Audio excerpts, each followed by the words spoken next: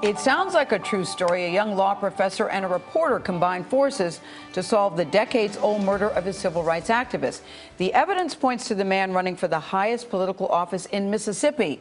It's the kind of case that our legal analyst Jack Ford would join us to talk about, but actually, it's a plot of his second novel. It's called The Walls of Jericho. Jack Ford, welcome and congratulations. I was going to say this movie because it should be a movie.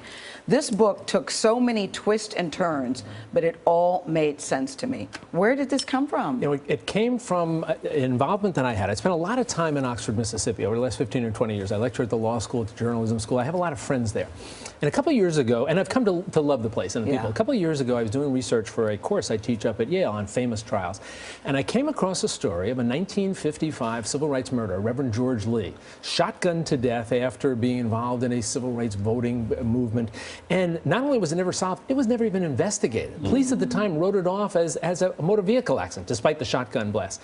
And I thought to myself, you know, the Mississippi I know now, you know, the University of Mississippi created this Institute for Racial Reconciliation. They've done wonderful work.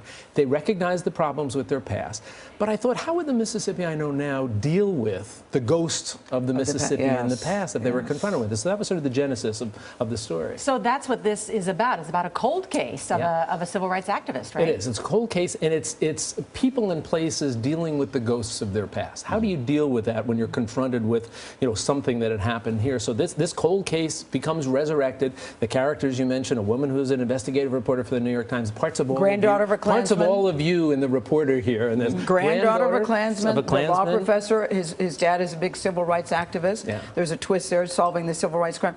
There's a sex scene in the book, and I have to say, I got a little uncomfortable reading it, Jack. The sex scenes are hard. Because I'm thinking, I know Jack Ford. I've told this story before, but I'm writing the sex scene, and all of a sudden I finish, I think, my mom, who's 91 years old, is going to read this. Oh, no.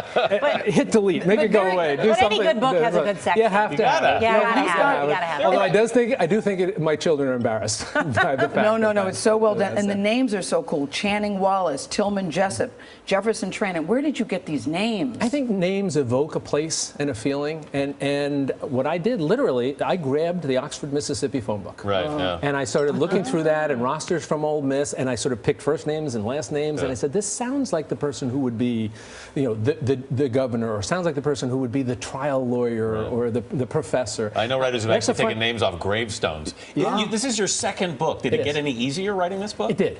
You know, I think the first time took probably 4 years to do this. Did 2 years because you're doing it, you know, sort of part-time. I marvel at friends of mine like John Grisham who can do a book in 6 months. The writing got easier. You learned about how you write and what's the best time of the day for you to write. What is the best time of the day? I found later in the day. I live down on the ocean. I find if I can walk on the boardwalk, it helps clear my mind. So you learn things about yourself. You know what? I also thought they have some really compelling courtroom scenes, and I thought you must have been a badass in the courtroom. Really. I mean, the dialogue that you did, I'm not just saying this because I would be very subdued if I didn't like it. Yeah. But the way that you did the courtroom narrative, you must have been a bad something. I don't know. Again, you can ask my mother. She'll weigh in on that one. But that's fun to write for me because I'm able to put together scenes that I've lived through, that I've chronicled, things that I would want to have said in the courtroom, wasn't able to say.